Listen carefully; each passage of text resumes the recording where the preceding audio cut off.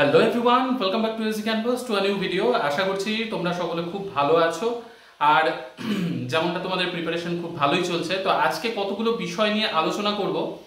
তো শুরুর থেকে শেষ অবধি ভিডিওটা দেখো, আর যারা চ্যানেলে অবশ্যই নতুন রয়েছো আর এখনো সাবস্ক্রাইব করোনি তো অবশ্যই সাবস্ক্রাইব করে দাও, আর ভালো লাগলে লাইক করতেও ভুলো না। তো আজকে যেই বিষয়গুলো নিয়ে আলোচনা করব, প্রথম টপিক হচ্ছে এস্টেটের সার্টিফিকেট পুনরায় বিতরণ করার কিন্তু ডেট দেয়া হয়েছে এবং গতকাল সন্ধেবেলাতেই নোটিশ এসেছে এবং নোটিশটা আমার টেলিগ্রাম চ্যানেলে আমি দিয়ে দিয়েছি এবং সেইখানে আশা করি তোমরা দেখে নিয়েছো। তো অনেকেই এই এস্টেটের সার্টিফিকেট এখনো নেয়নি, আর অনেকেই আমাকে এই 2-3 দিন আগেও আবারও মেসেজ করেছিল, দাদা এস্টেটের সার্টিফিকেট কোনো কারণবশত সেকেন্ডবারও নেওয়া হয়নি, তো থার্ড আর দেয়া হবে কিনা। যাই হোক, বলতে বলতেই তোমাদের চলে এসেছে আবার নতুন ডেট, সেই বিষয় নিয়ে আলোচনা করব। তো আর কি আর হচ্ছে, অনেকের এই সময় অনেকগুলো প্রশ্ন মাথার মধ্যে ঘুরছে, দাদা বিপিএসসি টিআরই 4.0 আর এইদিকে এসএলএসটি হওয়ার যে কথা রয়েছে, এই দুটো একসাথে কি প্রিপারেশন নেওয়াটা ঠিক হবে, না একটাকে ধরেই নেব যে এটা পরীক্ষা আমার অতটা ভালো হবে না বা এই পরীক্ষাটা আমি দেব না, এই একটা প্রশ্ন মাথায় ঘুরছে। আর অনেকে বেসরকারি স্কুলে চাকরি করে বা বেসরকারি স্কুলে এই মুহূর্তে অফার আসছে, এইরকমও বহু প্রশ্ন আমার কাছে এসেছে, দাদা এই মুহূর্তে কি করণীয়, কি করাটা উচিত, আর বিপিএসসি টিআরই 4.0 এর এই মুহূর্তে আপডেট কি, কবে নাগাদ পরীক্ষা ফাইনালি হওয়ার সম্ভাবনা রয়েছে। তো এই সব বিষয়গুলো নিয়েই আজকের পুরো ভিডিওতে ডিসকাস করব। তো প্রথমে আমি এস্টেটের সার্টিফিকেট নিয়ে বলি যে এস্টেটের সার্টিফিকেট 6th অফ এই যে এই মাস, নতুন মাস পড়ে গেল, তো 6 তারিখ থেকে কিন্তু দেয়া শুরু হচ্ছে। 6 তারিখের পর 9, 10, 11, 12, 13, 14 এই মাসের এই কয়দিন, 6 তারিখ, 9, 10, 11, 12, 13, 14, ঠিক আছে।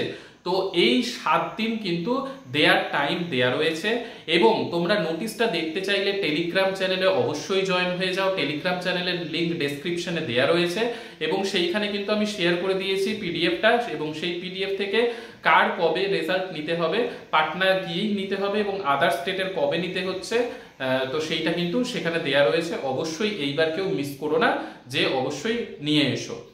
এটা গেল এস্টেট।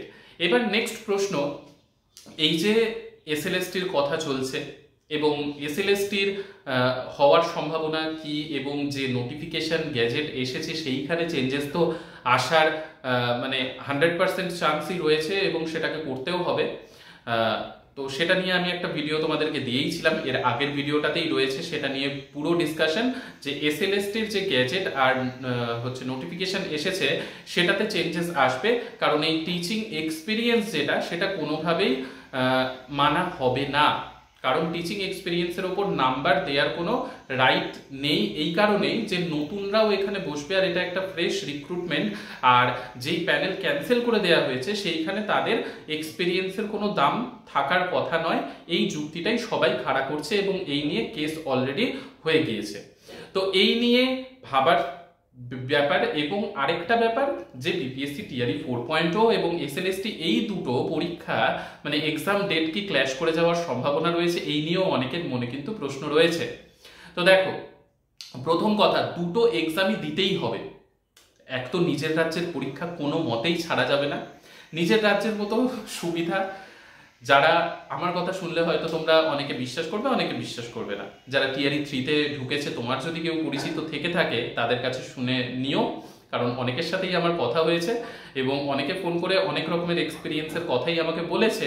তো সেই ক্ষেত্রে আমি তাদেরকে একটাই উত্তর দিয়েছি, তোমরা যা এখন ফেস করছো সেই ফেসগুলো আমি 1.5 বছর আগেই অলরেডি করে চলে এসেছি, কিন্তু প্রত্যেকটা বিষয় খারাপ ভালো সবকিছু মিলিয়ে মিশিয়েই থাকে সব জায়গাতেই।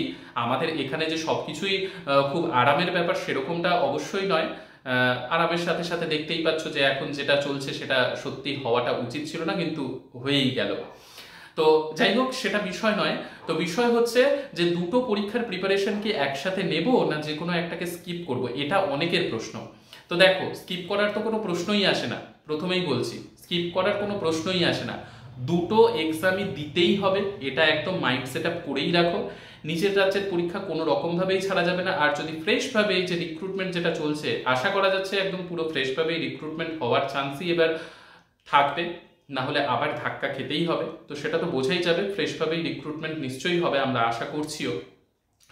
তো দুটো পরীক্ষার প্রিপারেশনই নিতে হবে। আর এসএলএসটিতে তোমরা দেখতেই পাচ্ছ সাবজেক্টটাই মেইন।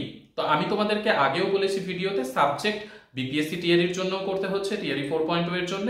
আর এসএলএসটি নতুন এখন যে আসলো নোটিফিকেশন, তো সেইখানে তোমার সাবজেক্টটাকে তো তোমাকে ফোকাস করতেই হচ্ছে।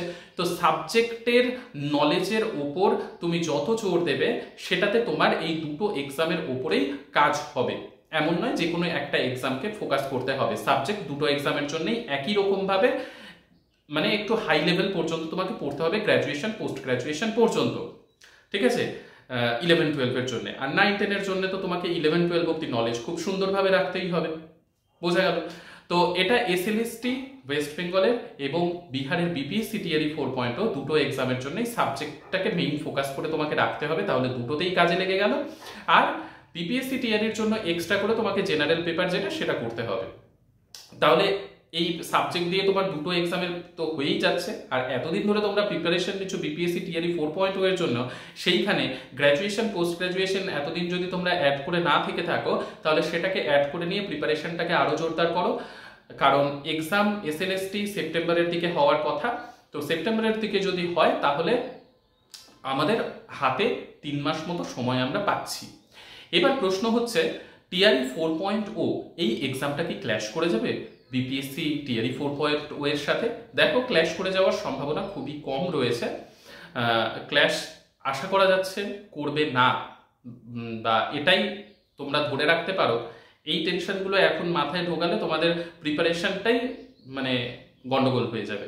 তো এরকম কোনো ঘটনাই ঘটবে না যে ক্ল্যাশ করে যাবে, এটা মাথায় রাখো। আর প্রিপারেশনের দিকেই জোর দাও, কারণ এই সময়টা যথেষ্ট উইক।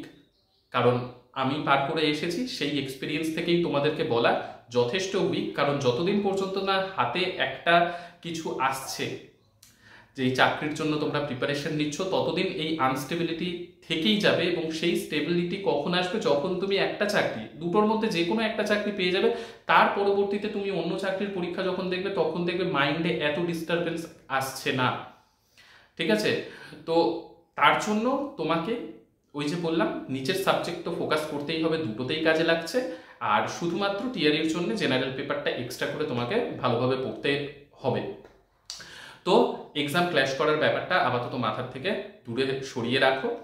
আর বিপিএসসি টিআরি 4.0 এক্সাম, অনেকেরই প্রশ্ন, দাদা আদৌ কি অগাস্টে হবে? হওয়ার সম্ভাবনা কি রয়েছে?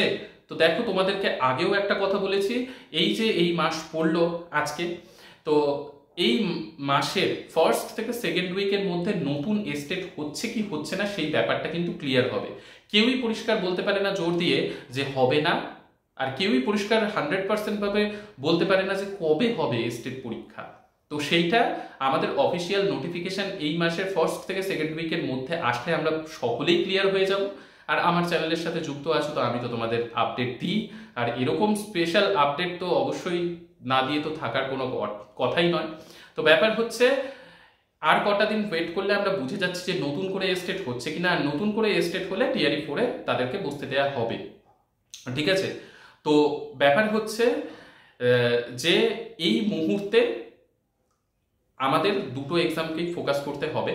আর আরও একটা প্রশ্ন, যেটা শুরুতেই বলেছিলাম, অনেকে বেসরকারি স্কুলে চাকরি করছে, বা অনেকের এই মুহূর্তে অনেকগুলো অফার আসছে, এরকমও অনেকে আমাকে ফোন করেছে, মেসেজ করেছে, দাদা এই মুহূর্তে কি করা উচিত? তো দেখো, তোমার যদি খুব বেশি প্রবলেম, ইকোনমিক্যাল প্রবলেম যদি খুব বেশি থেকে থাকে, তাহলে অবশ্যই তুমি ছাড়বে না। কারণ তোমার টাকার সেই রকমই দরকার থাকলে তুমি কেন ছাড়বে চাকরিটা? তাহলে তোমাকে সেই চাকরির সাথে সাথে অনেকটা এক্সট্রা টাইম দিয়ে বাড়িতে যতক্ষণ থাকবে ততক্ষণ অন্য কাজ বাদ দিয়ে তোমাকে পড়াশোনা করতেই হবে এটা। আর যদি ইকোনমিক্যাল প্রবলেম খুব একটা না থাকে, যদি কোনো রকমভাবে চলে যায়, তাহলে সেই ক্ষেত্রে আমি বলবো আপাতত তুমি বেসরকারি চাকরিটা ছেড়ে দিয়ে প্রিপারেশনে জোর দাও, ঠিক আছে? তো এটাই আমার সাজেশন থাকবে। আশা করি প্রত্যেকটা উত্তর তোমরা পেয়ে গেছো। আর কিছু ডাউট থাকলে অবশ্যই কমেন্ট সেকশনে জানিও। নেক্সট ভিডিওতে আবার দেখা হবে। সকলে সুস্থ থেকো, ভালো থেকো, সঙ্গে থেকো। বাই।